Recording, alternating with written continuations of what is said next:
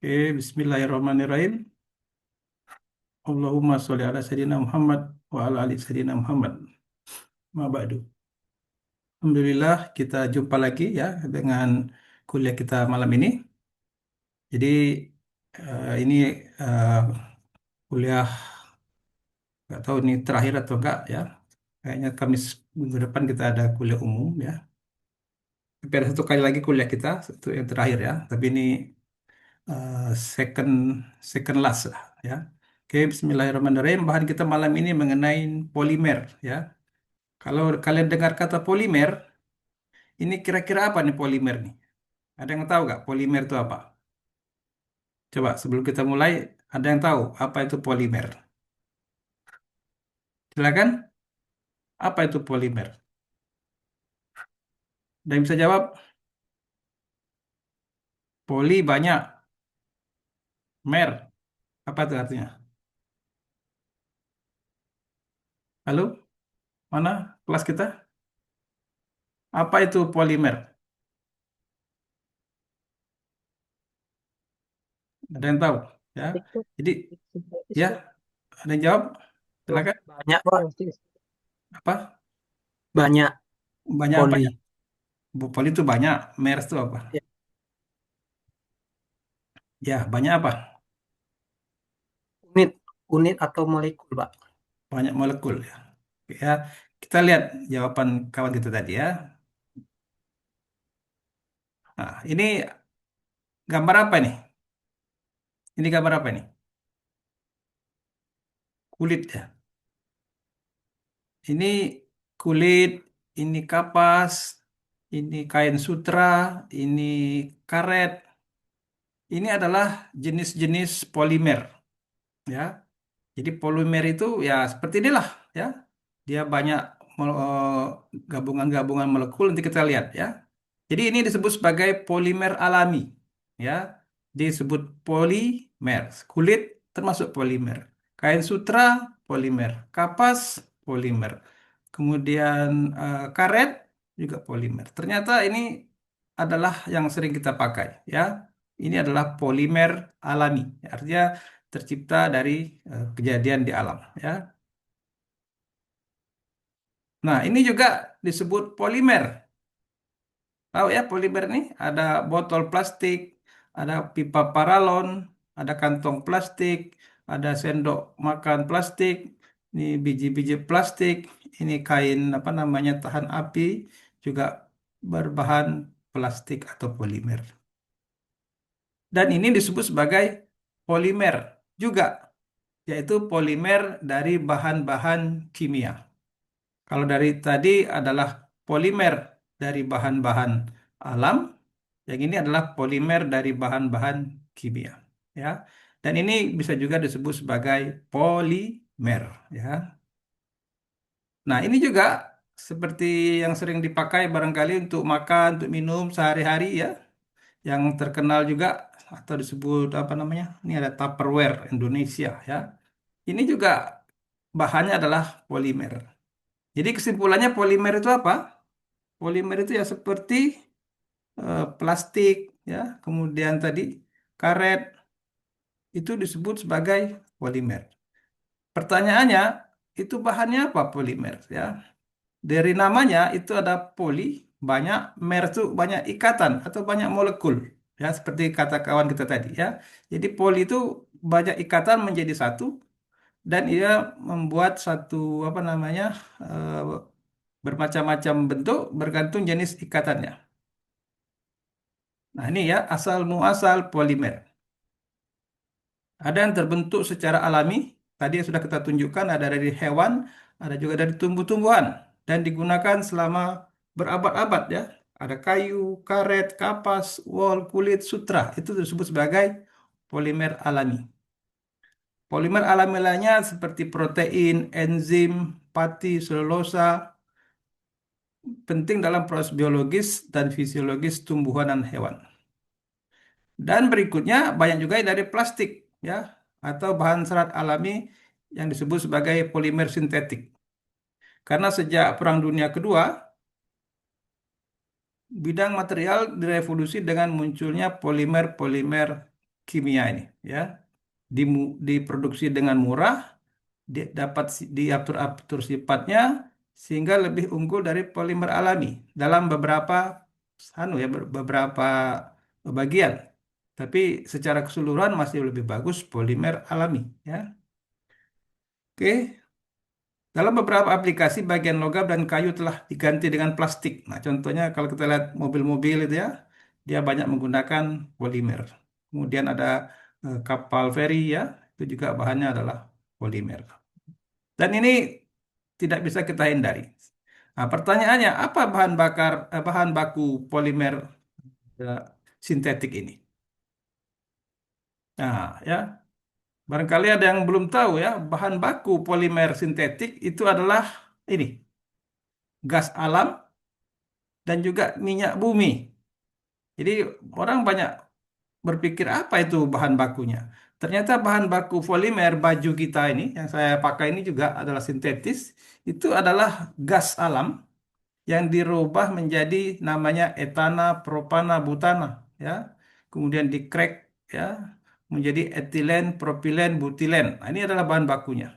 Kemudian minyak bumi kita kita apa refining, kita apa namanya? Olah gitu ya menjadi nafta dan gas oil.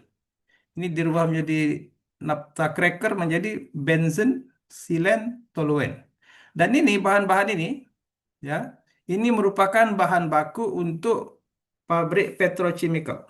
Jadi kalau kalian nampak pabrik petrochemicals, itu artinya seperti di Cilegon, itu ada pabrik apa yang besar itu, ya.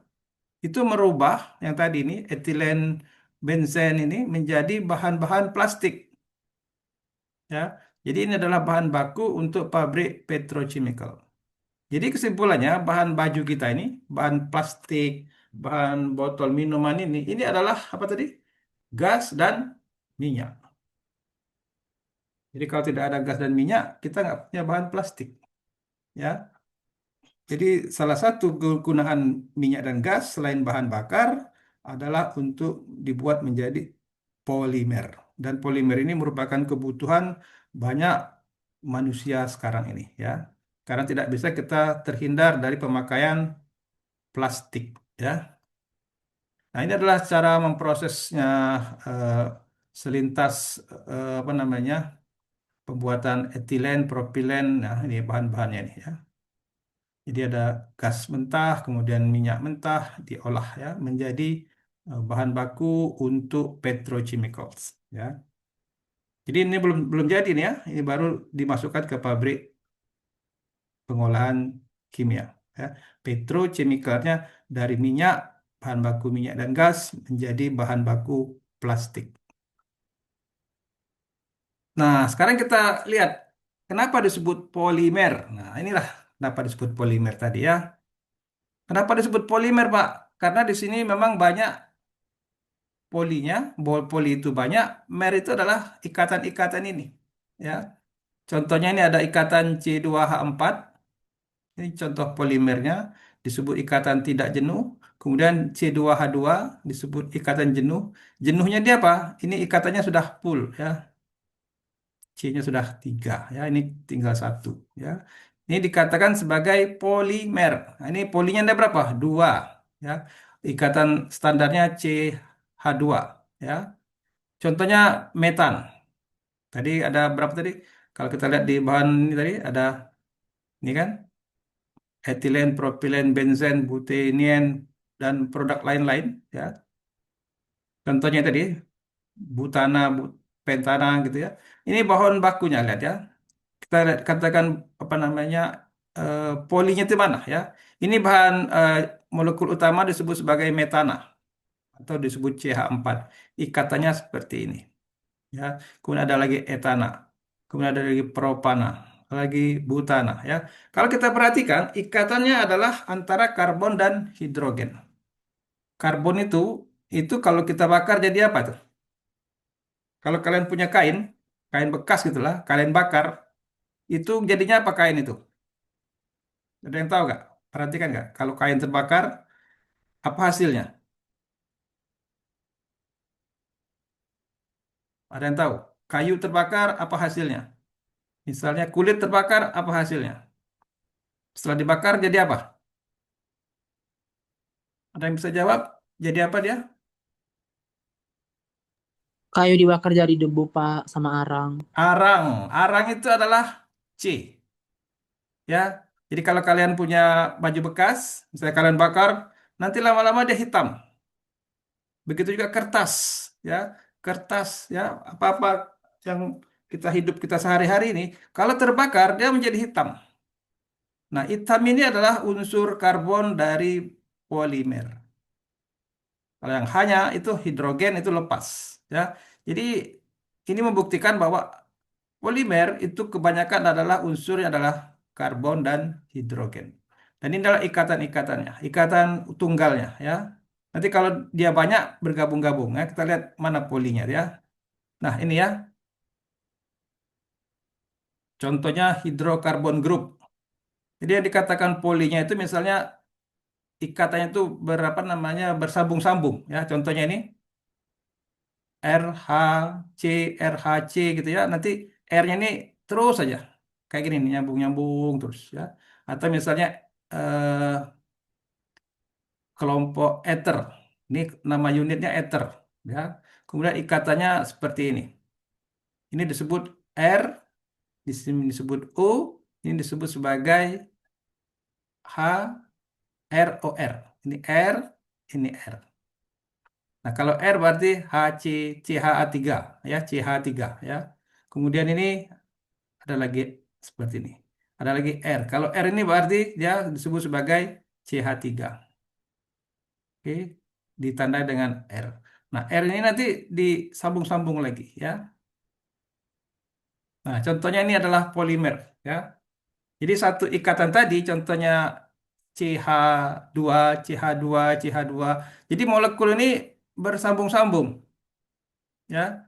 Jadi berulang-ulang ya antara unsur pe- pembentuk utamanya ya CH. Jadi molekul ini bisa berulang-ulang sampai sangat besar sekali. Ya, molekul dalam polimer sangat besar dibanding molekul hidrokarbon karena ukurannya mereka sering disebut sebagai makromolekul. Dalam setiap molekul, atom terikat bersama oleh ikatan interatomik kovalen. Contohnya apa? Besi PVC ya, pernah kita dengar ya, polyvinyl eh, apa namanya? Chloride ya. Ini adalah ikatan HCl. HCl dengan HCA. Ini ikatan tunggalnya ya. C H2 HCl ya. CH2HCl. Ini berulang-ulang CH2HCl-nya nih satu, dua dan seterusnya. Ini disebut sebagai plastik PVC. Ada lagi disebut sebagai plastik PP. Ini plastik juga. Yang berulangnya ini ya, CH3, CH. Kemudian sama CH2. Kemudian ada lagi plastik PET. Plastik PET ini bahan bakunya adalah C dengan gas fluor. Jadi kalau kita perhatikan, plastik-plastik ini selalu mengandung apa? C. Jadi C ini canggih sekali ya. Ada di besi, jadi besi karbon, ada di polimer sebagai unsur utama dari molekul ya. Ada di silikon menjadi keramik. Jadi C ini ada di mana-mana ya. Jadi bentuk utama adalah C. Makanya polimer ini kalau kita bakar dia menjadi karbon ya. Nah, ini contoh yang lain ya untuk apa namanya jenis-jenis plastik ya, polimer material.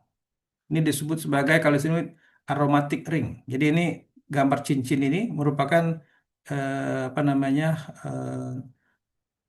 bentuk sederhana dari cincin ini, dari ikatan C5H5 ya. C5H5 ini disebut sebagai aromatic ring. Jadi kalau kalian pernah dengar itu ada di di di Indonesia dulu namanya pabrik aromatik. Pabrik aromatik itu bukan untuk aroma ya, tapi membentuk ini ya, membentuk cincin seperti ini sebagai bahan baku polimer. Jadi aromatik ini kalau kita lihat dari gambar ini terikat contohnya di plastik jenis polistiren. Ini jenis pabrik apa? Jenis plastik ya. Ini jenis plastik polipropilin. Ini plastik politetraprotilin. Ya. Jadi ini adalah plastik-plastik yang kita kenal ya. Nanti kita lihat jenis-jenis plastiknya ini ya. Contohnya ini pipa air, namanya PVC. Ya, ini untuk botol minuman ya. Kita lihat ya. Nanti terakhir-terakhir ya. Nah, ini juga sambungannya ya. Ini jenis-jenis apa namanya polimernya ya. Kalau kita lihat ini aromatik ditambah ini. Kemudian ini ada lagi PET, ada lagi polikarbon. Dan ini adalah hasil dari pabrik apa tadi? Petrochemical. Jadi pabrik petrochemical itu menghasilkan biji-biji plastik bermacam-macam jenisnya. Ya, ini ya. Jadi tiap-tiap plastik itu punya eh, jenis polimer yang berbeda-beda. Nah, sekarang kita lihat struktur molekulnya. Seperti apa struktur molekul apa namanya eh, plastik ini ya. Kita lihat. Jadi karakteristik polimer itu tidak hanya bergantung pada bentuk molekul, tapi perbedaan struktur rantainya. Ini tadi agak yang tadi itu dalam bentuk mikro, ini sudah agak besar bentuknya ya, dalam bentuk apa struktur apa namanya yang lebih besar ya. Jadi ada bisa berbentuk linier, ada yang berbentuk cabang-cabang seperti ini, ada yang berbentuk bersambung-sambung, ada yang berbentuk network. Dan ini menunjukkan molekul strukturnya ya. Jadi ini ada 4 jenis di sini ya. Kalau disebut lingkaran ini berbentuk artinya dia berulang-ulang. Tadi ini yang kecil-kecil ini adalah bentuk apa namanya molekul ini ya. Yang lingkaran tadi ini adalah eh, apa namanya pengulangan dari ini. Ini disebut sebagai bentuk tunggalnya ya. Kemudian kalau kita lihat, nah bentuk tunggal itu ini ya. Jadi masing-masing bentuk ini adalah bentuk tunggal dari polimer ya. Kemudian cara bersusunannya bermacam-macam ya. Dan ini adalah namanya konfigurasinya tadi ya. Cara dia membentuk apa satu gabungan ya. Jadi polimer-polimer tadi bergabung di sebelah mana? Nah, disebut sebagai molekul configuration. Ya, contohnya ini ya. Ini contohnya kita lihat molekul aromatik dengan CH CH2 ya. Ini molekul tunggalnya. Ini head to head. Jadi kepala ketemu kepala ya. Kalau ini kepalanya ini ekor ya. Ini kepala ketemu ekor, head to tail. Nah, ini sambungan ekor ketemu ekor. Jadi kalian bisa bayangkan bahwa satu jenis polimer tadi itu dari cara mengikatnya, misalnya tadi linear, kemudian ada lagi bercabang, kemudian ada lagi ekor ketemu ekor, head ketemu ekor. Itu jadi banyak jenis plastik itu ya, bergantung cara menyusun ininya ya, menyusun molekul-molekulnya. Ini juga cara menyusunnya juga disebut sebagai stereoisomerism ya. Ini susunan-susunannya juga. Ada yang disebut isostatic configuration, ada symbiotic configuration, ada atactic configuration. Ini juga cara menyusun polimer tadi. Ya, bisa kita lihat ada 3 macam yang disebut sebagai eh, stereoisomerism. Ya, ada lagi bentuk geometric isomerism ini. Ya, ada 2 macam katanya isomerism ini geometriknya. Ada yang berikatan sebagai cis. Nah, cis itu seperti ini. Ada contohnya cis ini CH2-nya di bawah. Ya. Kalau trans, CH2-nya berhadap-hadapan. Ya. Jadi 2 macam polymer configuration disebut cis dan trans. This structure cannot be changed by physical mean. Nah, tidak bisa dirubah secara fisik ya. Cis configuration jika same side. Trans adalah opposite side. Nah, ini ya apa namanya kemungkinan bergabungnya seperti ini juga ya. Nah, kita simpulkan bagaimana ininya apa namanya berjenis-jenis ikatan polimer tadi ya. Tadi yang kita bahas tadi itu ya. Jadi ikatan apa tuh polimer ini ya, karakteristiknya atau sifatnya itu bergantung dari jenis kimianya. Ada yang pakai CH3, ada yang ada Cl, ada yang ada F, ada yang macam-macam lah ya. Kemudian ukuran molekulnya. Kemudian bentuknya tadi ya, ada yang berbentuk cincin, ada yang berbentuk segitiga. Kemudian ada strukturnya tadi, ya. Ada strukturnya linear, ada yang bercabang, ada yang crosslink, ada network. Kemudian dari sifat isomeriknya, ada yang stereo isomer, ada yang geometrik isomer, ada cis trans gitu ya. Dan ini adalah berbagai macam kemungkinan bentuk ataupun struktur dari si polimer tadi, ya. Jadi karakteristik yang bergantung ini, keempat ini, dan strukturnya bermacam-macam. Jadi bisa dibayangkan bahwa plastik itu begitu banyak kombinasinya, sehingga ada yang menciptakan plastik jenis baru ya. Ada plastik contohnya apa? Plastik Tupperware, seperti saya pakai ini Tupperware. Ini spesifik untuk bahan makanan ya. Dan ini sifatnya sangat apa namanya istilahnya rahasia. Bahannya apa? Itu kan nggak tahu ya. Kemudian ada lagi nama plastik-plastik itu, seperti kita perhatikan kalau ada plastik saklar di rumah. Plastik saklar di rumah itu jenisnya adalah termoset. Jadi kalau kita bakar apa namanya colokan di rumah itu, dia menjadi hitam tapi tidak bisa dipakai lagi. Itu disebut sebagai termoset. Jadi dibentuk sekali tidak bisa dicairkan. Ya. Kemudian ada lagi termoplastik. Nah, ini contohnya mainan atau gelas ini disebut juga termoplastik. Jadi kalau kita panaskan, ini mencair, ya. Kemudian kita bisa bentuk lagi. Nah, ini disebut sebagai termoplastik.